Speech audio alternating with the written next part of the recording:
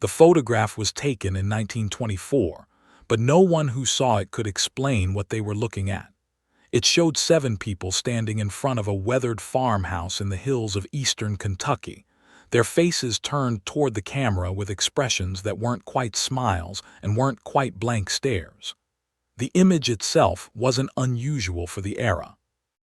What made it impossible to explain was that the same photograph, with the same 7 faces in the same positions, had been taken in 1884, and again in 1904, and the people in those photographs hadn't aged a single day. The farmhouse was the same. The clothing styles changed with the decades, but the faces remained frozen in time, identical down to the smallest detail. When the County Historical Society discovered these photographs in 1967, stored in 3 separate family archives with no connection to each other, they assumed it was some kind of elaborate hoax or a case of mistaken identity.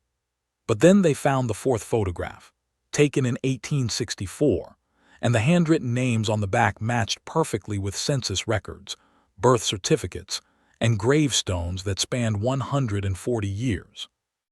This isn't a story about ghosts or legends.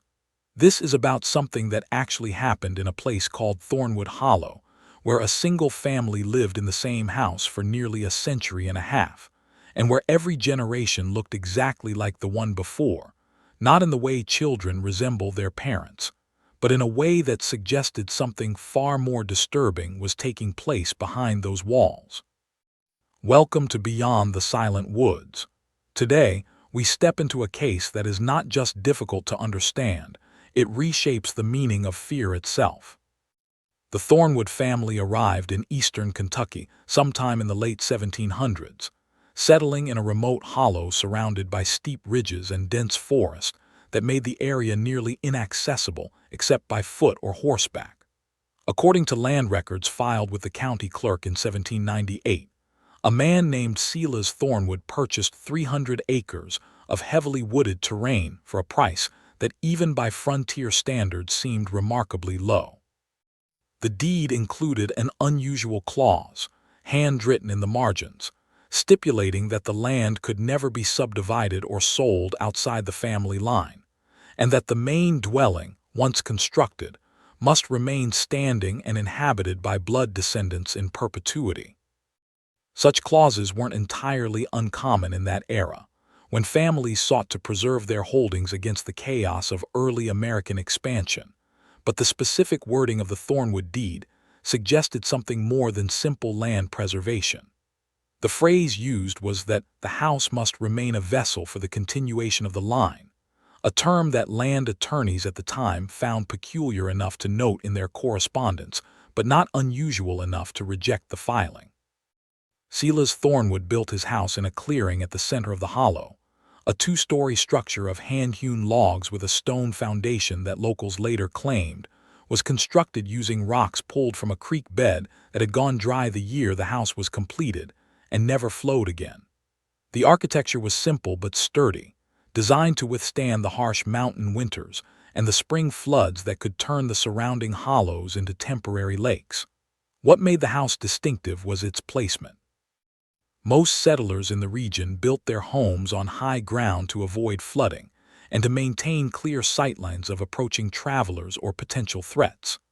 The Thornwood house sat in the lowest point of the hollow, surrounded on all sides by rising terrain that created a natural bowl, as if the structure had been deliberately hidden from view rather than positioned for practical advantage.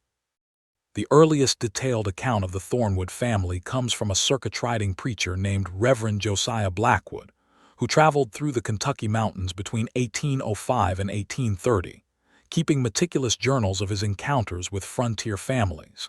In an entry dated September 1808, Reverend Blackwood described visiting the Thornwood household and meeting Silas, his wife Martha, and their 7 children, whose ages he estimated ranged from infancy to late adolescence. The preacher noted that the family was courteous but reserved, attending to his needs as a guest while maintaining a formality that struck him as unusual for frontier hospitality. He wrote that the children, despite their varying ages, bore such a striking resemblance to one another that he initially mistook several of them for twins or triplets. When he commented on this family resemblance, Silas Thornwood reportedly smiled and said that strong blood runs true, a phrase the Reverend found memorable enough to record verbatim. What troubled Reverend Blackwood more than the children's appearance was the atmosphere inside the house itself. He described a persistent chill despite a large fire burning in the main room, and a quality to the silence that made normal conversation feel intrusive, as if the walls themselves were listening. Most disturbing was his observation that none of the family members cast shadows in the firelight, though he later dismissed this impression as a trick of exhaustion after a long day of travel. Before departing the next morning, the Reverend attempted to lead the family in prayer, but found himself unable to recall the words to familiar scriptures, a lapse he attributed to illness though he showed no other symptoms. In his journal, he wrote that he would not return to the Thornwood Hollow, not because the family had been unwelcoming, but because something about the place made him feel as though he were intruding on a ceremony he didn't understand and had no right to witness.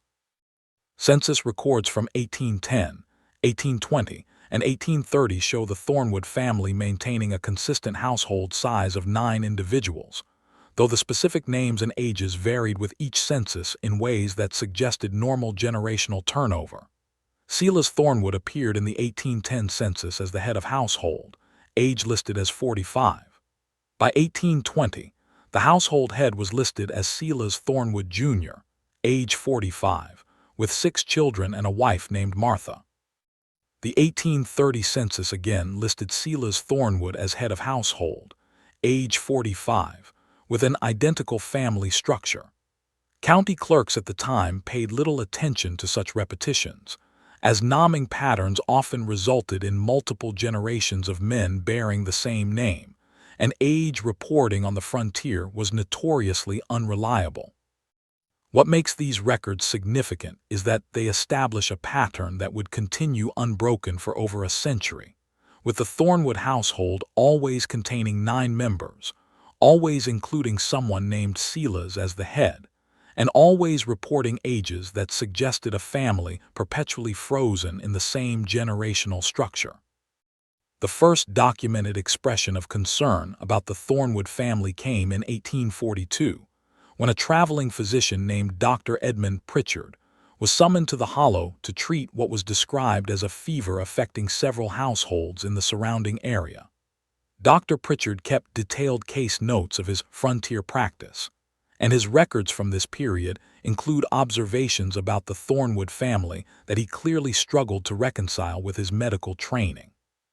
He noted that while other families in the region showed signs of the fever, a seasonal illness he diagnosed as a form of malaria common to low-lying areas with standing water, the Thornwood household showed no symptoms despite being located in the precise type of terrain most susceptible to such outbreaks. When he offered to examine the family as a precautionary measure, he was politely but firmly declined, with the current Silas Thornwood explaining that the family had natural resistance to such ailments and had never required medical intervention in living memory. What prompted Dr. Pritchard to make more extensive notes about the Thornwoods was an encounter he had while walking the perimeter of their property. He came across what appeared to be a family cemetery, marked by 7 stone markers arranged in a perfect circle, rather than the traditional rows found in most burial grounds. The stones bore no names, only dates, and all 7 showed death dates within a 3-day period in September 1798, the same year Silas Thornwood had purchased the land. When the physician asked about these graves, Silas explained that they marked the members of a previous family who had occupied the land before selling it to the Thornwoods, a family that had succumbed to fever during the house's construction. This explanation satisfied Dr. Pritchard at the time, though he noted in his journal that he could find no land records indicating anyone had owned the property before Silas Thornwood, and that the dates on the stones predated the county's official establishment by several years, making their accuracy questionable. If you're still listening, Take a moment to like the video, subscribe to Beyond the Silent Woods, and tell me in the comments, where are you watching from? The Thornwood family maintained careful distance from their neighbors throughout the early and mid-1800s, participating minimally in community gatherings and conducting most of their business through written correspondence rather than personal visits to the county seat. This isolation wasn't complete enough to generate suspicion in an era when many mountain families lived weeks of travel from their nearest neighbors, but it was consistent enough to establish the Thornwoods as a family that valued privacy above social integration. They attended church services irregularly, always arriving after the congregation had assembled and departing before the final hymn, sitting together in a single pew at the back of whatever small chapel or meeting house served the area's scattered population. Multiple church records from different denominations mention the Thornwood family's presence, but note that they never took communion, never contributed to church socials or building funds, and never volunteered their home for circuit preachers or traveling clergy, unusual omissions in communities where hospitality toward religious figures was considered both a duty and an honor. The Civil War brought increased scrutiny to isolated mountain families, as both Union and Confederate forces sought to identify pockets of support or resistance in the border regions. Kentucky's divided loyalties made every household a potential military concern, and families who maintained neutrality or refused to declare allegiance often found themselves subject to visits from armed representatives of one side or the other. Records from both Union and Confederate scouts who passed through the region between 1861 and 1865 make brief mention of the Thornwood Hollow, always noting that the family claimed neutrality, provided minimal information about troop movements or supply lines, and showed no obvious signs of supporting either cause. What's notable about these reports is that multiple scouts, visiting at different times and representing different military organizations, described the Thornwood family in nearly identical terms, using phrases like unusually composed, difficult to read, and showing no fear despite obvious danger. One Confederate scout's report from 1863 included the observation that the family's head of household, listed as Silas Thornwood, appeared to be the same man the scout had encountered during a hunting trip in the same area 20 years earlier, in 1843, and that this man appeared not to have aged at all in the intervening decades. After the war, as the region slowly rebuilt and established more formal systems of record-keeping and civic administration, the Thornwood family's unusual consistency began to attract more deliberate attention. The census of 1870 was conducted with greater thoroughness than pre-war counts, and the enumerator assigned to the mountain districts, a former schoolteacher named Harriet Vance, made detailed notes about the families she encountered during her rounds. Her observations about the Thornwood household, preserved in her personal diary now held by the Kentucky Historical Society, reveal a woman trying to make sense of what she witnessed.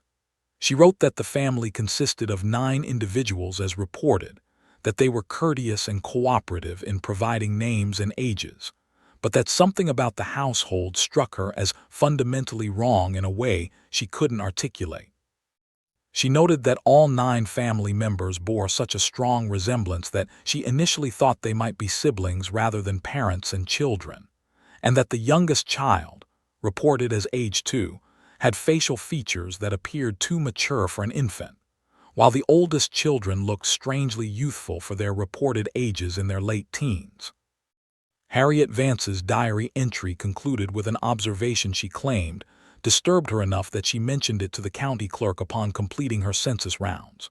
She wrote that during her interview with the family, she had asked the standard questions about births, deaths, and marriages that had occurred since the previous census, and the family had reported no changes, no births, no deaths, no marriages, no departures or arrivals, despite 10 years having passed since the last official count. When she pressed for clarification, asking whether the same 9 individuals had simply remained in the household without any natural turnover. Silas Thornwood had smiled and confirmed that yes, the family remained constant, and that such continuity was a blessing they had always enjoyed. The census enumerator wrote that this response gave her a feeling she described as like watching someone lie while telling a truth, and that she had left the hollow as quickly as professional courtesy allowed.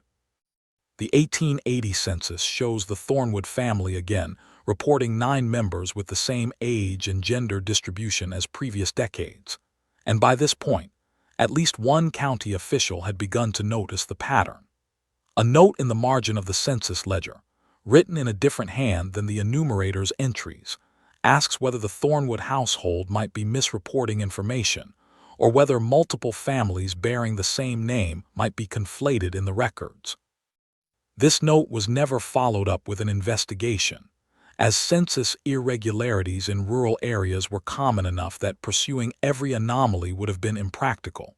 But it demonstrates that, by the 1880s, someone in the county administration had recognized that something unusual was occurring in Thornwood Hollow. The first newspaper mention of the Thornwood family appeared in the Harlan County Chronicle in September 1885, in a brief article about a property dispute involving boundary lines between the Thornwood holdings and an adjacent farm that had recently been purchased by a family from Virginia. The dispute itself was minor and resolved quickly, but the article included a description of the Thornwood property and its inhabitants that suggests the newspaper's reporter found the family noteworthy enough to merit more detail than the dispute itself warranted. The reporter described the Thornwood house as remarkably well preserved for a structure that county records indicated was nearly a century old, noting that the logs showed no signs of rot or insect damage, and that the stone foundation appeared as solid as if it had been laid the previous year. The reporter also mentioned meeting several members of the Thornwood family and being struck by their physical similarity, writing that the family appeared to be composed of variations on a single template rather than the normal diversity of features one would expect across different ages and genders. In 1889, a circuit court judge named William Hendricks traveled to Thornwood Hollow as part of a land survey project intended to resolve numerous boundary disputes that had accumulated over decades of imprecise record-keeping. Judge Hendricks kept a professional journal of his travels, and his entry describing the Thornwood property includes observations that moved beyond simple curiosity into genuine concern. He wrote that upon arriving at the hollow and approaching the house, he experienced a strong sense of unease that intensified as he drew closer to the structure. The judge described this feeling as similar to the sensation of being watched by something that doesn't want to be seen, and he noted that his horse, normally placid and reliable, became agitated and refused to approach within 50 yards of the house, forcing him to continue on foot. Judge Hendricks' meeting with the Thornwood family was professional and brief, but he recorded several observations that troubled him enough that he mentioned them in his official court report, in addition to his personal journal. He noted that the family's head of household, Silas Thornwood, produced property deeds and survey documents that dated back to the original 1798 purchase, and that these documents appeared to be originals rather than copies, preserved in remarkable condition despite being nearly a century old. When the judge commented on the document's preservation, Silas explained that the family took great care with important papers and stored them in a manner that protected them from the elements.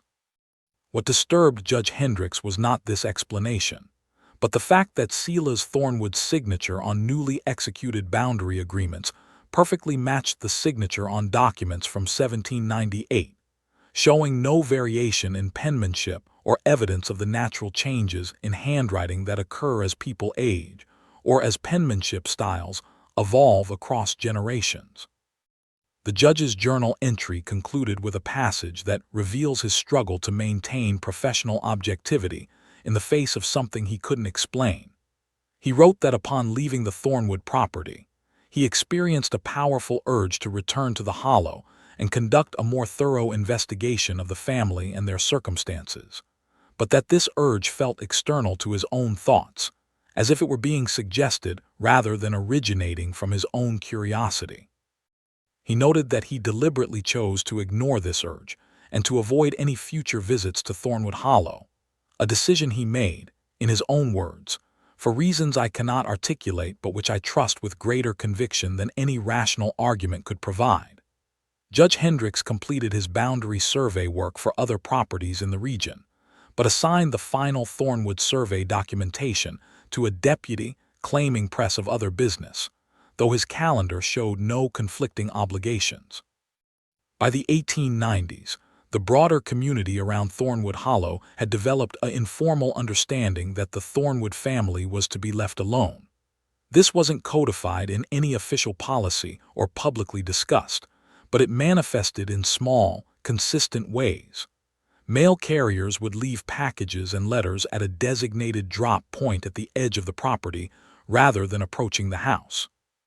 Traveling merchants who served other isolated families in the region learned to skip the Thornwood Hollow entirely, and families looking for farmland or homestead sites would avoid the areas immediately adjacent to Thornwood property, even when such land was available and affordable. When questioned about this avoidance, most locals would claim practical reasons. The terrain was too difficult, the soil too poor, the distance from main roads too great, but the consistency of these excuses across different individuals and different years suggests a shared understanding that something about the Thornwood family justified maintaining distance. The arrival of photography in rural Kentucky during the late 1800s created the first concrete evidence of what had previously been merely unsettling observation and uncomfortable intuition. In 1884, a traveling photographer named Augustus Merrick established a temporary studio in the town of Harlan, offering portrait services to families throughout the surrounding mountains. Merrick's business records, preserved by his descendants and donated to the Kentucky Historical Society in 1958, include detailed logs of every photograph he took during his travels, including names, dates, and brief descriptions of the subjects.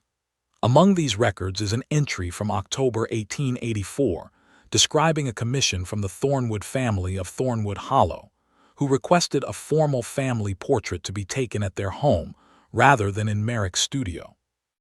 Augustus Merrick's journal entry about this commission reveals that he found the experience memorable enough to write more extensively than was his habit.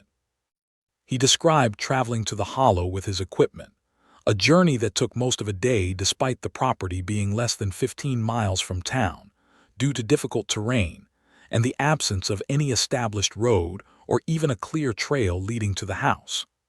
Upon arriving, he was greeted by 9 family members who positioned themselves in front of their home with a formality that suggested they had carefully planned the composition before his arrival. Merrick noted that he had to make very few adjustments to the family's positioning, unusual for group portraits which typically required extensive arrangement to achieve a pleasing composition. He also observed that the family members maintained perfect stillness during the long exposure time required by his equipment, showing none of the small movements or expression changes that often resulted in blurred features in photographs of that era. What disturbed Augustus Merrick enough to prompt an unusually long journal entry was an incident that occurred as he was preparing to leave the property after completing the portrait. While packing his equipment, he noticed a framed photograph hanging just inside the open doorway of the house, positioned where afternoon light fell directly on it. The photograph showed 9 people arranged in front of a house that was clearly the Thornwood dwelling, and the composition was identical to the portrait he had just taken. When he asked about this photograph, curious about which photographer had preceded him to this remote location, Silas Thornwood explained that the image had been created many years earlier by a traveling artist who had since passed away. Merrick, whose professional knowledge of photography was extensive, noted in his journal that the image he had glimpsed appeared to be a daguerreotype, a photographic process that had been largely replaced by newer techniques by the 1860s, suggesting the portrait was at least 20 years old and possibly older. The photographer's account concluded with an observation that clearly troubled him. He wrote that the faces in the old photograph, glimpsed briefly in passing, appeared identical to the faces of the family members he had just photographed, showing no signs of aging or generational change. He initially dismissed this impression as mistaken, assuming he had simply noted a strong family resemblance. But the more he reflected on what he had seen, the more convinced he became that he had been looking at the same individuals across a span of decades. Merrick's final note about the commission stated that he completed his work professionally and accepted payment. The fee provided in old coins that the bank later informed him dated from the early 1800s, but were still legal tender, but that he declined an invitation to return for future portraits, and specifically instructed his assistant to avoid accepting any commissions from families in Thornwood Hollow.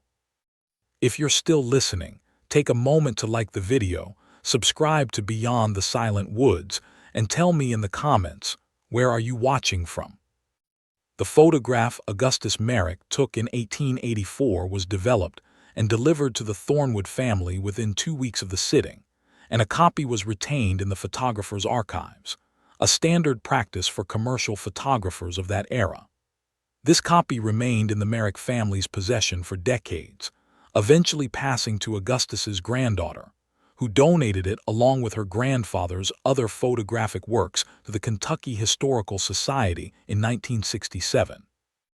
At that time, the photograph was cataloged as a routine example of late 19th century family portraiture, notable only for the remote location and the technical quality of the image. It would have remained unremarkable except for a chance discovery made by a volunteer cataloger, who was cross-referencing photographic collections with census records and other historical documents as part of a genealogical project. The cataloger, a retired schoolteacher named Dorothy Kincaid, was examining multiple family photographs from eastern Kentucky when she noticed that 2 portraits labeled with different dates and different photographer attributions appeared to show the same family. The first was the Merrick photograph from 1884, and the second was an image dated 1904, taken by a photographer named James Whitfield who had operated a studio in the town of Cumberland Gap. Dorothy Kincaid initially assumed this was a filing error, that one photograph had been mislabeled, or that 2 prints of the same photograph had been given different dates through clerical mistake.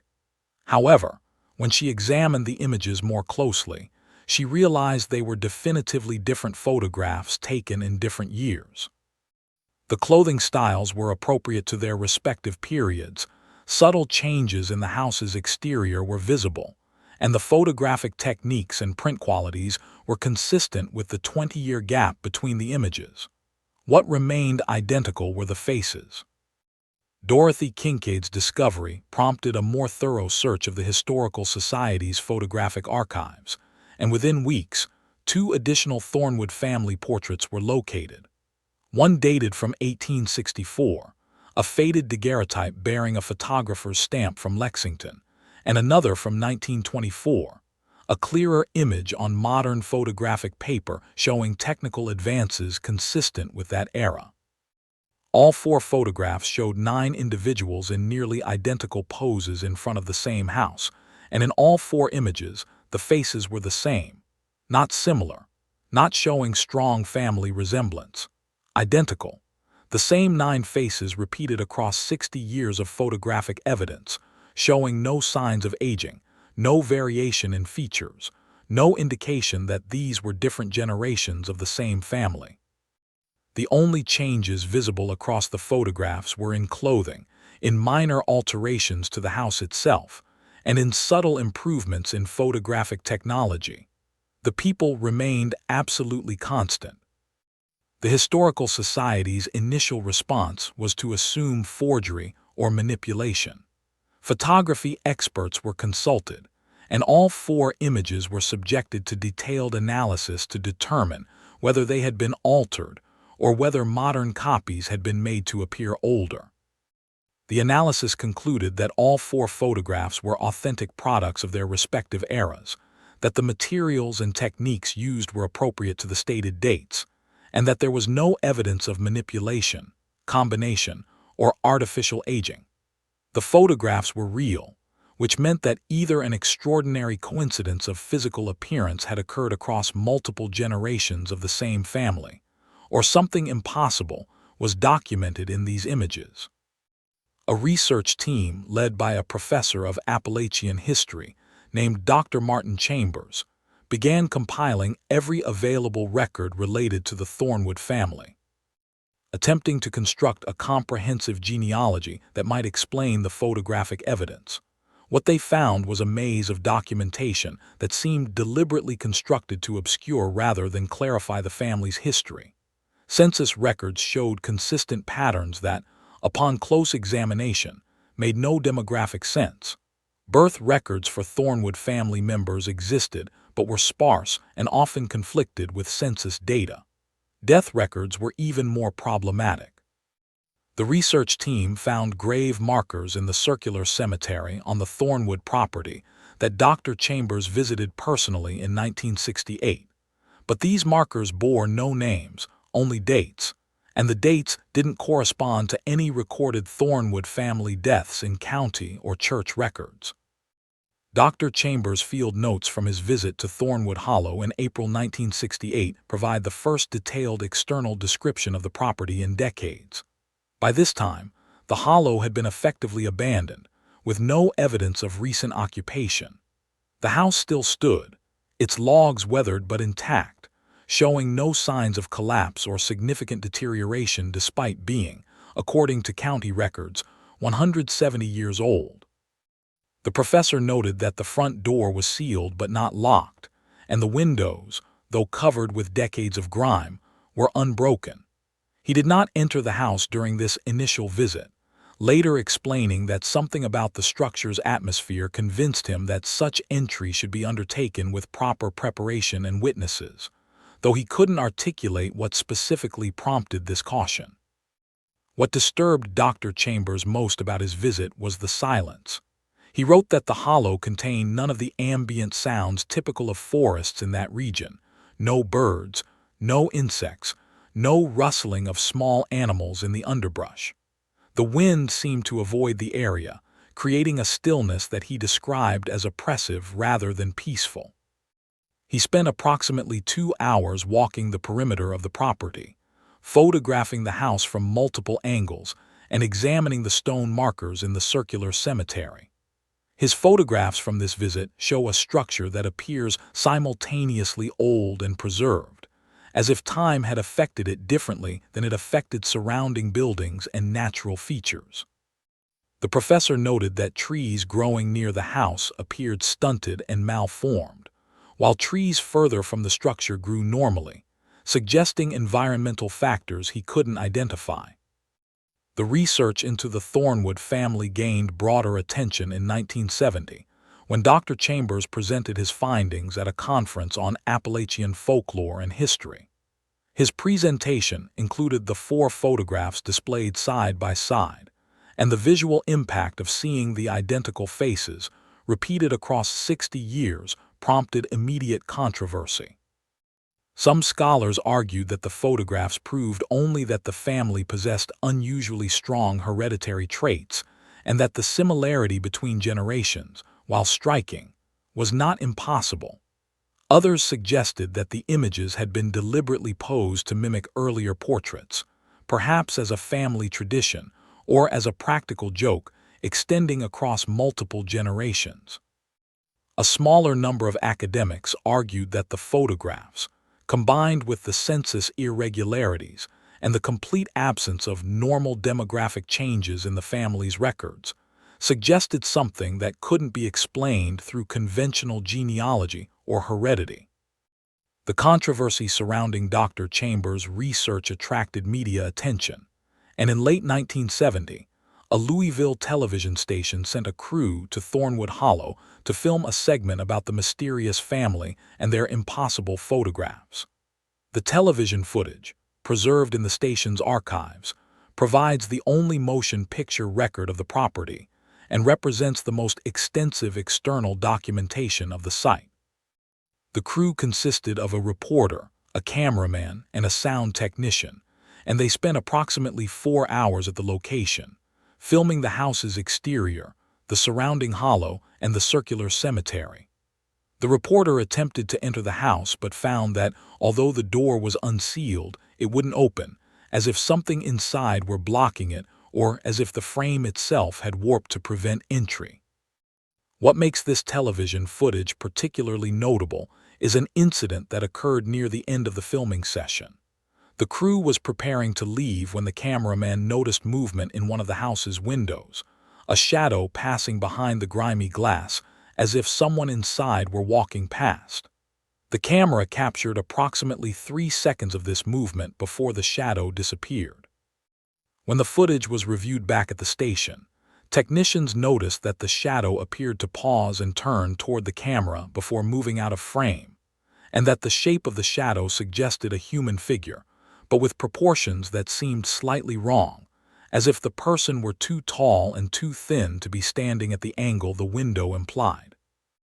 The television station opted not to include this footage in their broadcast segment, later explaining that they couldn't verify what had been captured and didn't want to sensationalize what was already a controversial story. The soundman from the television crew, a man named Robert Tillman, provided a written statement to Dr. Chambers several months after the filming, describing an experience he had not mentioned to his colleagues at the time. Tillman stated that, while recording ambient sound near the house, he had briefly removed his headphones to adjust his equipment and had heard what sounded like voices coming from inside the structure. He described these voices as multiple people speaking simultaneously, but not to each other, as if several conversations were occurring in the same space without any of the speakers acknowledging the other's presence. When he repositioned his headphones and directed his microphone toward the house, the voices stopped, and his recording equipment showed no unusual sounds beyond normal background noise. Tillman's statement concluded with his admission that he had felt increasingly uncomfortable as the filming session continued, and that he had urged his colleagues to leave sooner than they had planned, though he hadn't explained his reasons at the time. Following the television broadcast and the subsequent publicity, several individuals came forward claiming family connections to the Thornwood line or personal experiences with the family. Most of these accounts were vague or clearly influenced by the photographs and the media coverage, but 3 statements provided specific details that Dr. Chambers found credible enough to document formally. The first came from an elderly woman named Margaret Sutton, who claimed her grandmother had worked briefly as a housekeeper for the Thornwood family in 1895. According to Margaret, her grandmother had taken the position out of economic necessity during a particularly difficult year, but had left after less than a week, refusing ever to discuss what had occurred during her employment. The only detail Margaret's grandmother had ever shared was that the Thornwood family didn't eat normal food, that meals were prepared but never consumed, and that the family members would sit at the table and perform the motions of eating without actually placing anything in their mouths. The second account came from a man named Joseph Hendricks, whose grandfather had been the circuit court judge who had visited the Thornwood property in 1889. Joseph provided Dr. Chambers with his grandfather's personal journal, which contained not only the entries about the property survey, but also later reflections that the judge had written, but never shared publicly. These private entries revealed that Judge Hendricks had become increasingly troubled by his Thornwood encounter in the years following the visit. He wrote of dreams in which he returned to the hollow and found the house empty but heard voices calling his name from inside. He described a persistent feeling that he had missed something crucial during his visit, some detail that would have explained everything, but which he had been prevented from seeing. Most disturbing were entries from 1902, 13 years after the judge's visit, in which he wrote that he had recently seen Silas Thornwood in the county seat conducting business, and that Silas appeared exactly as he had in 1889, showing no signs of aging despite more than a decade having passed. If you're still listening, take a moment to like the video, subscribe to Beyond the Silent Woods, and tell me in the comments, where are you watching from? The third account came from a former postal carrier named Raymond Fisher, who had delivered mail to the Thornwood Hollow area between 1935 and 1942.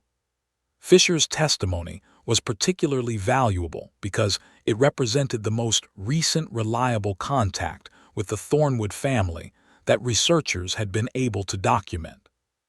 He stated that during his years on the route, he had left mail at the designated drop point at the edge of the Thornwood property approximately once a month, usually official documents from county offices or occasional packages from businesses in larger cities. He never met any family members directly, but had seen figures moving around the property on several occasions, always at a distance, and always moving away when they noticed his presence. What made Fisher's account significant was his description of an incident in 1940 when he had accidentally left a piece of mail at the wrong drop point and had returned the following day to correct his error.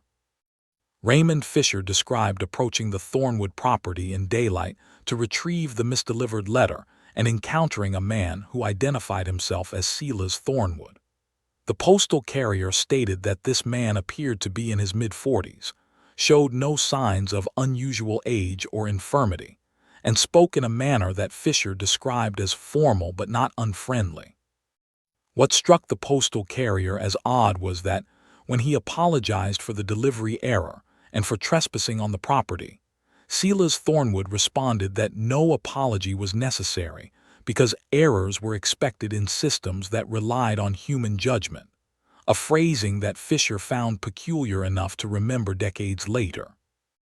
More significantly, Fisher stated that when he later mentioned this encounter to older residents of the area, several of them insisted that they remembered a Silas Thornwood from their youth who matched the same description, suggesting that either this was an unusually long-lived individual, or that the name and appearance had been passed down through multiple generations in an extraordinarily consistent manner.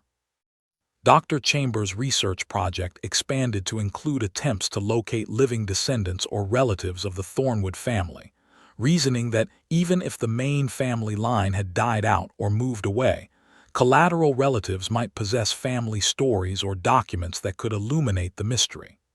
This search proved frustrating. While census records and other documents showed that various Thornwood family members had occasionally married individuals from neighboring families or had interacted with the broader community, efforts to trace these connections forward through time consistently ended in dead ends.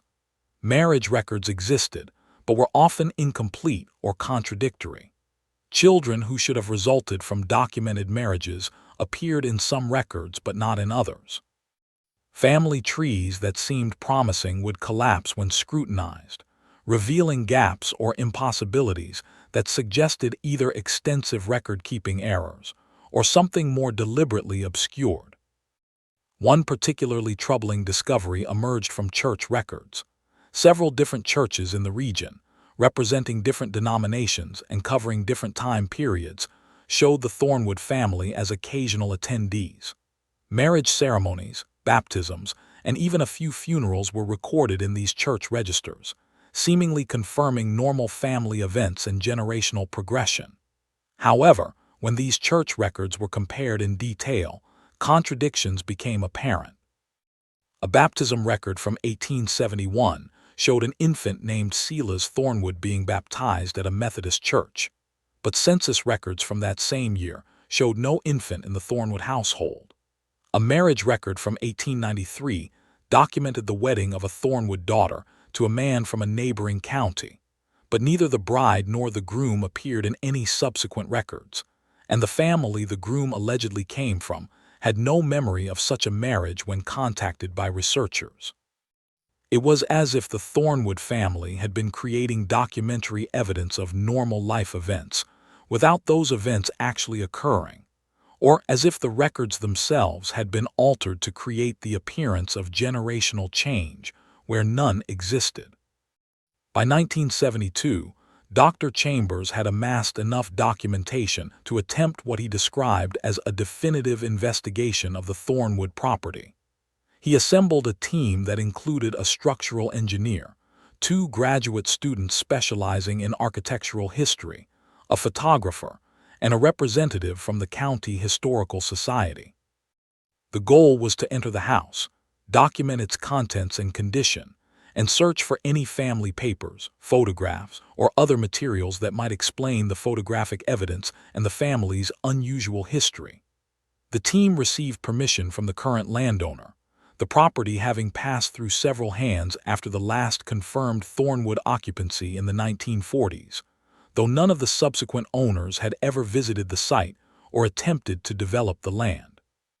The team arrived at Thornwood Hollow on a clear morning in October 1972. Dr. Chambers' field notes from this expedition, supplemented by photographs and the structural engineer's report, provide the most detailed description of the house's interior that exists in any archive. The front door, which had resisted the television crew's attempts at entry 2 years earlier, opened with minimal effort, revealing an interior that was both exactly what one would expect from a 19th-century farmhouse and profoundly wrong, in ways that the team struggled to articulate. The main room was furnished with simple but well-constructed furniture, all of it covered in decades of dust, but showing no signs of decay or insect damage. A large table occupied the center of the room, surrounded by 9 chairs arranged with such precise spacing that the structural engineer later calculated that the measurements were exact to within a quarter inch. The house consisted of 6 rooms across 2 floors, an arrangement typical for farmhouses of that era and region. The main floor included the large common room, a smaller room that appeared to have served as a kitchen, and a storage area. The upper floor, accessed by a narrow staircase, contained 3 rooms of roughly equal size, presumably sleeping quarters. Every room was furnished in a manner consistent with rural Kentucky homes from the late 1800s, but everything was preserved in a state that seemed impossible given the decades of abandonment. Clothing hung in wardrobes showing no signs of moth damage or mildew. Books on shelves were readable, their pages yellowed but intact. Kitchen implements were clean and showed no rust despite the humid environment. What disturbed the team most was the complete absence of personal effects that would identify specific individuals or provide concrete information about the family's daily life. There were no letters, no journals, no photographs other than a single framed image hanging in the main room that appeared to be yet another Thornwood family portrait, this one dated 1934. There were no children's toys, no women's personal items, no men's grooming supplies, nothing that would suggest the house had been occupied by real people with individual personalities and preferences. It was as if the house had been staged to appear lived in, but had never actually contained the mess and accumulation of genuine human habitation. Dr. Chambers wrote that the house felt more like a museum display than a home, everything arranged to suggest life without evidence of living. The team spent approximately 6 hours inside the house, photographing every room from multiple angles and cataloging the contents. The structural engineer conducted a thorough examination of the building's construction and condition, producing a report that contained numerous technical anomalies. The logs showed no signs of age-related deterioration, despite being at least 170 years old according to county records. The stone foundation showed no settling, no cracks, no displacement that would normally result from decades of freeze-thaw cycles and ground movement. Most puzzling was the engineer's observation that the house's dimensions didn't quite match standard measurements. Rooms that appeared square were actually slightly trapezoidal. Walls that seemed parallel were fractionally off. The staircase rose at an angle that was uncomfortably steep, but not obviously wrong until one attempted to calculate the geometry. The engineer concluded his report by stating that while the house was structurally sound and showed no signs of imminent collapse, its construction suggested either extraordinary skill or extraordinary luck, as several of its design features should have resulted in structural failure, but instead seemed to contribute to its remarkable preservation. The expedition's photographer, a professional named Sandra Kowalski, documented the entire interior in detail, shooting multiple rolls of film to capture every aspect of the rooms and their contents. When these photographs were developed, they revealed something that no one had noticed during the visit. In multiple images taken in different rooms at different times, shadows appeared that didn't correspond to any visible objects or people. These shadows weren't dramatic or obviously anomalous. They were subtle enough that they might be dismissed as photographic artifacts or tricks of light, but their consistency across multiple images taken with different exposures and from different angles suggested they represented something actually present in the house during the team's visit. Most disturbing was a photograph taken in the main room showing the table and its 9 chairs. In this image, 7 of the 9 chairs cast shadows that suggested someone was sitting in them, despite the chairs being clearly empty when the photograph was taken.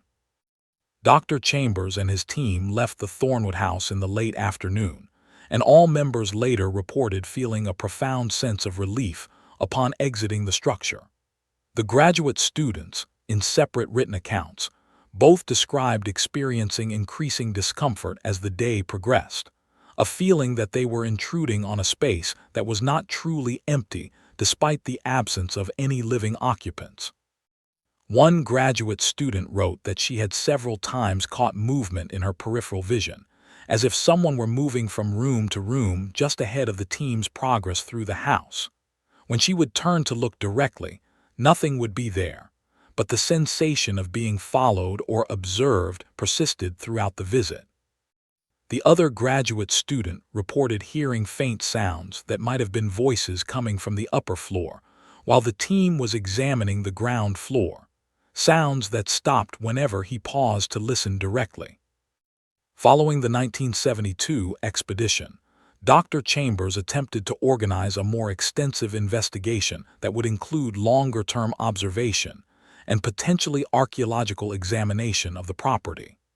However, these plans were complicated by the property's changing ownership and by increasing reluctance among academic institutions to fund research into what many considered a curiosity rather than a legitimate historical inquiry. The professor continued his documentation efforts independently, corresponding with individuals who claimed knowledge of the Thornwood family and compiling additional records from various archives. But the focus of his work shifted from active investigation to preservation and analysis of existing evidence. His papers, deposited with the University of Kentucky Libraries in 1985 after his retirement, represent the most comprehensive collection of materials related to the Thornwood family, though Dr. Chambers himself admitted in his final writings on the subject that he had compiled an extensive record of an impossibility, without coming any closer to explaining how that impossibility had occurred. If you're still listening, take a moment to like the video, subscribe to Beyond the Silent Woods, and tell me in the comments, where are you watching from? The Thornwood house remained standing through the 1970s and into the 1980s, though the property continued to change hands among owners who viewed it primarily as an investment in the land itself rather than the structure. None of these owners attempted to renovate or demolish the house, and when questioned about their plans for the property, most cited practical difficulties accessing the location and the uncertain legal status of the building, which some argued might qualify for historical preservation protections.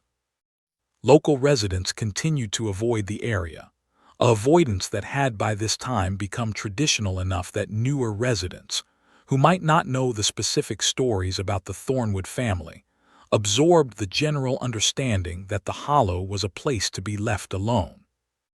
In 1983, A graduate student in folklore named Michael Reston conducted interviews with elderly residents of the counties surrounding Thornwood Hollow as part of his thesis research on Appalachian legends and oral traditions.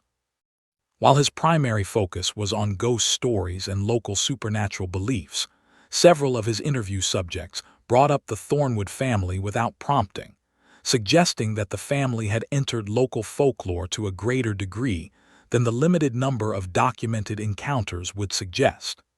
These interviews, preserved as audio recordings and transcripts in the university's folklore archive, reveal consistent themes across multiple speakers who had no known connection to each other, and who were being interviewed in different communities separated by considerable distances. Multiple interview subjects described the Thornwood family as people who didn't change, a phrase that appeared in nearly identical form across different speakers. When Reston pressed for clarification about what this meant, some speakers explained that it referred to the family's physical appearance, while others suggested it meant the family never changed their behaviors, their routines, or their relationship with the surrounding community. One elderly woman, recorded in Reston's interview notes as being 94 years old at the time of the interview, stated that her father had warned her as a child never to go near Thornwood Hollow because the people there weren't meant to be disturbed. When asked what her father had meant by this, the woman explained that he had believed the Thornwood family was serving some kind of sentence or penance, that they had been required to remain in that location, maintaining their presence as a form of obligation they couldn't escape. Another interview subject, a retired coal miner named Harold Bishop, told Reston that his grandfather had been part of a group of men who had gone to Thornwood Hollow in the 1890s with the intention of confronting the family and demanding they leave the area. According to Bishop, his grandfather never explained exactly what had prompted this action, but it seemed to have been motivated by a general sense that the family's continued presence was somehow wrong or dangerous. The group had arrived at the hollow and approached the house, but before they could knock on the door or call out to the occupants, they had all simultaneously experienced what Bishop's grandfather described as a wall of cold, an invisible barrier that had stopped them as effectively as a physical obstacle. The men had stood frozen, unable to advance or retreat, for what felt like hours but was probably only minutes. Then, without any visible cause, the sensation had lifted, and the men had fled, abandoning their confrontation without ever speaking to the family. Bishop stated that his grandfather had never returned to the area and had warned his children and grandchildren to do the same. These folklore accounts, while not historically verifiable in the same way as documented records, provide insight into how the Thornwood family had been perceived by their neighbors across multiple generations.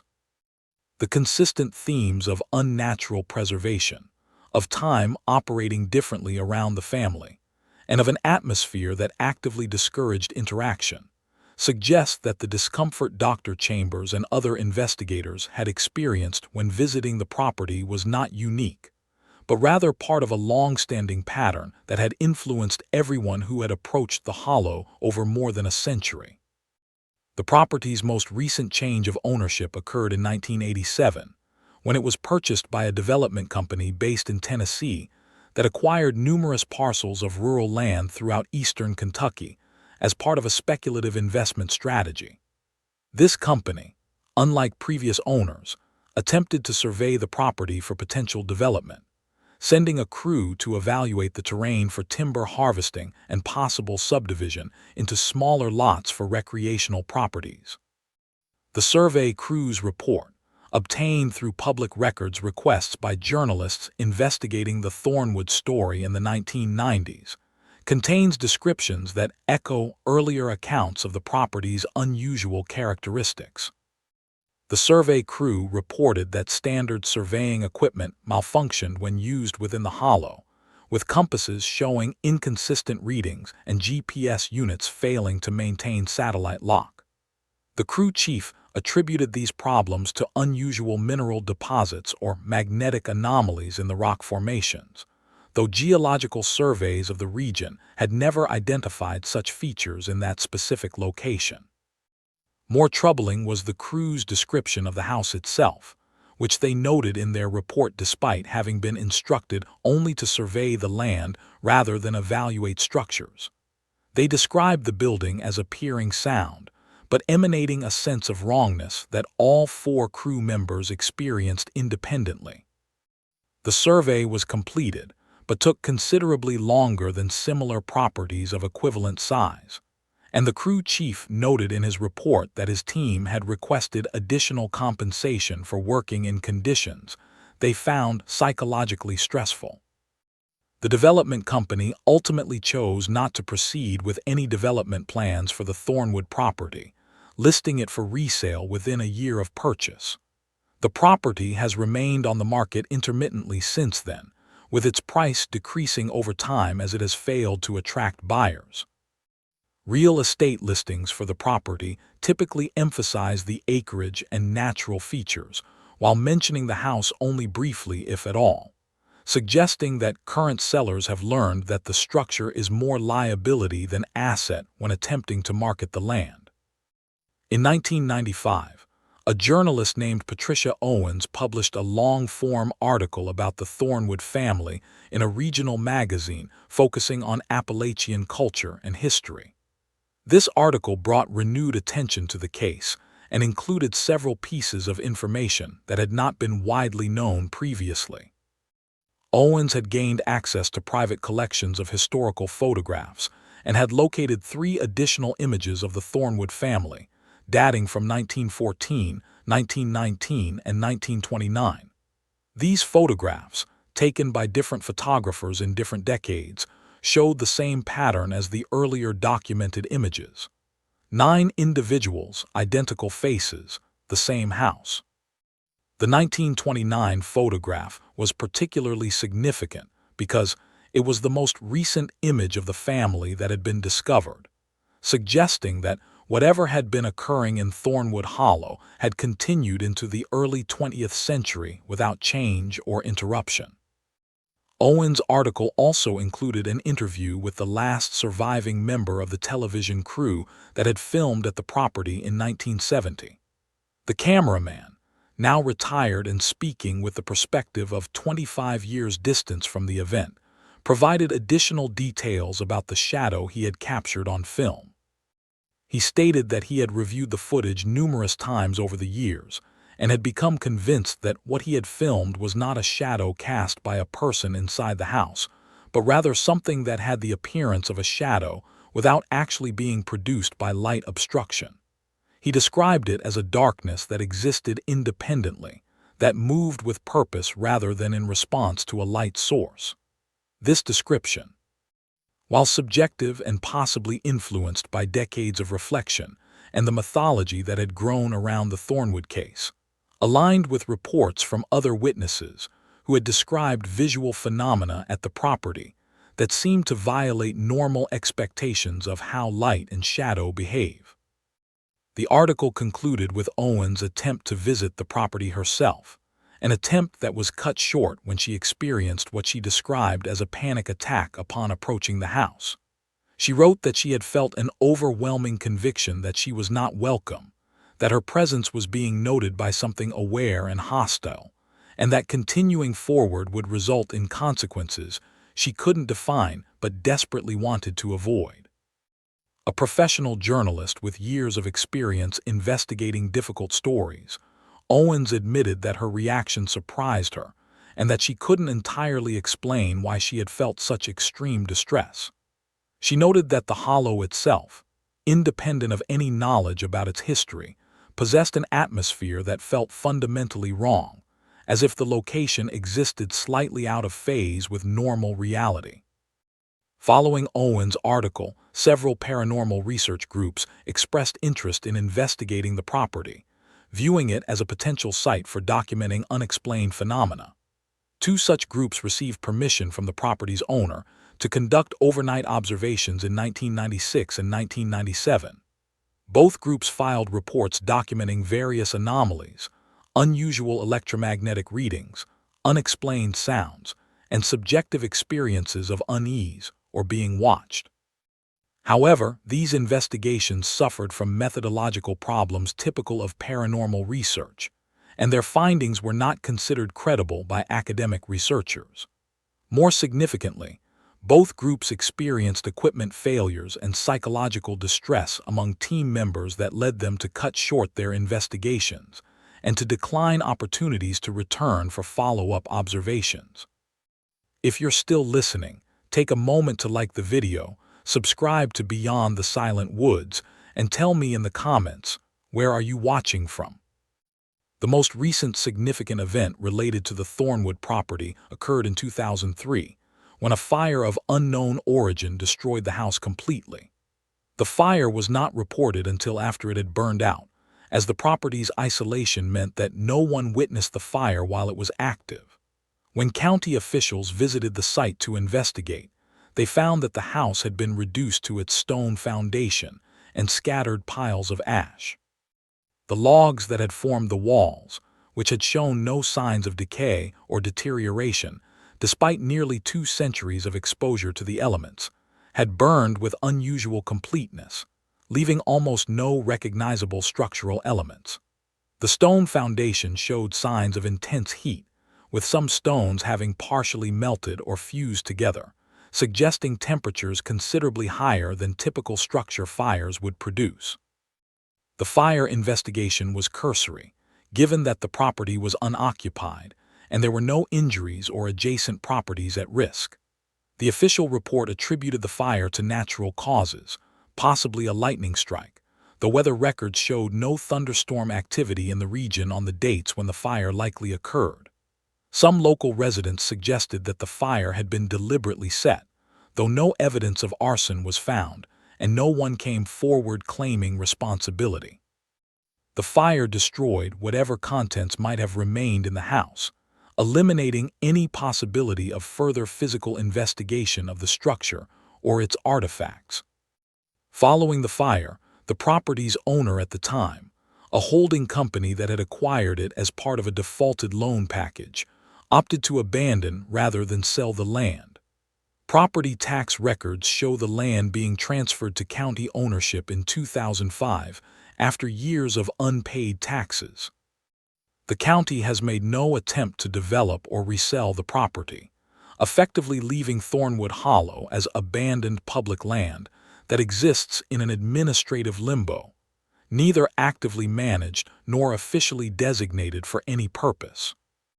The most recent academic treatment of the Thornwood case appeared in 2011, when a professor of sociology named Dr. Elena Morrison published a paper analyzing the case as an example of collective mythology formation.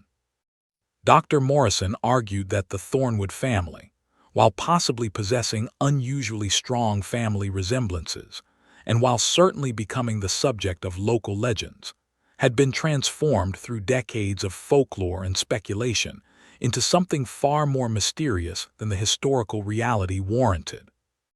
She suggested that the photographic evidence, while striking, could be explained through a combination of strong hereditary traits, deliberate pose imitation across generations, and the limitations of period photography that made subtle differences in features difficult to detect. The census anomalies and other documentary irregularities, in her analysis, reflected the poor record-keeping practices of rural areas in the 19th and early 20th centuries, rather than evidence of anything genuinely anomalous. Dr. Morrison's paper was well received in sociological circles as an example of how legends develop and are maintained, but it was criticized by historians and folklorists who pointed out that her analysis required dismissing or explaining away large amounts of primary source documentation. Critics noted that while her skeptical approach was methodologically sound, it didn't adequately account for the consistency of reports across different time periods, different witnesses, and different types of documentation. The debate that followed her publication highlighted the fundamental challenge the Thornwood case presents to researchers. The evidence suggests something impossible, but dismissing the evidence requires assuming that numerous independent sources across 150 years were all mistaken, deceptive, or influenced by the same mythology, which itself seems statistically unlikely. The 4 photographs that started modern investigation of the case remain on display at the Kentucky Historical Society, arranged in chronological order in a climate-controlled case. The exhibit card provides basic information about the images and their provenance, but avoids making definitive statements about what they represent. Visitors to the Historical Society frequently ask about the photographs, and staff members have reported that they generate more questions and discussion than almost any other item in the collection. The images have a quality that makes them difficult to look at for extended periods, not because they're disturbing in any obvious way, but because something about them creates discomfort in viewers who study them closely. Multiple visitors have reported feeling as if the people in the photographs are looking at them rather than at the camera, despite the subjects clearly facing the photographer in all 4 images. In 2018, an independent documentary filmmaker named Marcus Webb attempted to create a comprehensive film about the Thornwood case, interviewing surviving researchers, visiting the property site, and compiling all available photographic and documentary evidence. The project was never completed. Webb released a brief statement explaining that after spending several months researching and filming, he had decided the project was not worth pursuing, citing personal reasons. When pressed by colleagues about this decision, given the substantial time and resources he had already invested, Webb would only say that some stories are better left unfinished. He has not given interviews about the project since abandoning it and has not worked on any subsequent documentary projects, shifting his career to commercial video production instead. The site where the Thornwood house stood is now barely identifiable. The stone foundation remains, partially obscured by vegetation that has reclaimed the clearing over the past 2 decades. The circular cemetery with its 7 unnamed markers can still be found by those who know where to look, though the stones have weathered and some have fallen. The hollow itself is rarely visited. Hikers and hunters who pass through the area on their way to more accessible locations report no particular difficulty or unease, suggesting that whatever atmosphere made the property notable may have dissipated with the destruction of the house, or perhaps that it only manifests to those who approach with knowledge of the site's history and intention to investigate. The question of what actually occurred in Thornwood Hollow over the course of nearly 150 years remains unanswered. The photographic evidence cannot be explained away without dismissing expert analysis that confirms the authenticity of the images. The documentary evidence, while incomplete and sometimes contradictory, shows patterns that suggest either extraordinary coincidence or something operating outside normal genealogical and demographic processes. The consistent reports of unease, of time and space behaving wrongly, of shadows and sounds and sensations that multiple independent witnesses experienced across different decades, all point to something genuine occurring at that location. Several theories have been proposed by researchers and enthusiasts over the years. Some suggest that the Thornwood family possessed knowledge of longevity or preservation that extended their natural lifespans far beyond normal human limits, and that the appearance of generational continuity was actually a single generation persisting across decades. Others propose that the family engaged in some form of genetic manipulation or selective breeding that produced extraordinary hereditary consistency. More speculative theories involve time distortion, parallel realities, or the family existing in a state that wasn't quite fully present in normal time and space. None of these theories adequately explain all aspects of the case, and all require accepting premises that lack supporting evidence beyond the Thornwood case itself. What can be stated with certainty is that a family bearing the name Thornwood lived in an isolated hollow in eastern Kentucky for approximately 140 years, that this family maintained an unusual consistency in its demographic structure across that entire period, That photographic evidence documents identical faces appearing across 6 decades. That numerous witnesses across multiple generations reported experiences at the property that they found disturbing or impossible. And that the family ultimately vanished from historical records with no clear documentation of their fate. The house that sheltered them stood longer than any structure in the region had a right to stand, preserved in defiance of time and nature, until its sudden and complete destruction by fire. The land where they lived remains empty, avoided by those who know its history and unremarkable to those who don't. Dr. Martin Chambers, who spent more time investigating the Thornwood case than any other researcher, wrote in his final paper on the subject that he had come to view the family not as a mystery to be solved, but as a reminder of how much of history escapes our understanding. He noted that the vast majority of lives lived leave no trace in the historical record, that we reconstruct the past from fragments and anomalies, and that sometimes we encounter evidence of events or circumstances that our frameworks cannot accommodate. The Thornwood family, in his view, represented one of those irreducible anomalies, something that happened but that cannot be fully integrated into our understanding of how the world works.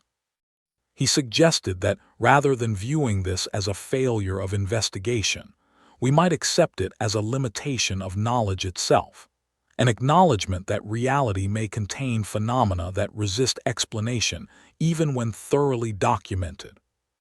The people who lived in Thornwood Hollow for 140 years left almost nothing behind that would allow us to understand them as individuals. No letters expressing their thoughts, no journals documenting their daily lives, no personal effects that would reveal their personalities or preferences. They exist in historical records as names and ages, in photographs as identical faces, in witness accounts as sources of unease and confusion. They were there, undeniably present across multiple generations, and then they were gone, vanished without explanation or final accounting. The house that contained them is now ash and memory. The land holds no answers. The photographs show faces that look out at us across decades, unchanged and unchanging, raising questions we cannot answer and presenting evidence of something that should not have been possible but apparently was. In the end, the Thornwood family remains what they always were to their neighbors, a presence that defied explanation, that generated discomfort rather than understanding, that existed at the edges of normal life without ever quite belonging to it. Whether they were victims of circumstances we cannot comprehend, participants in something they chose, or something else entirely, we will likely never know. They came to an isolated hollow at the end of the 18th century. They remained there for 140 years in a state that violated every expectation of how families and lives should progress. And then they ended, leaving behind only questions and the unsettling evidence of their impossible continuity. The greatest mystery may not be what they were, but why.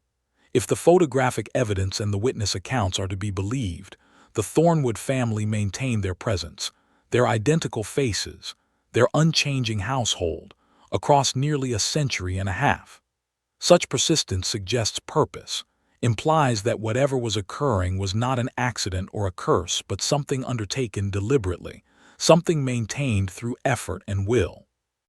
But for what purpose would any group of people choose or accept such an existence?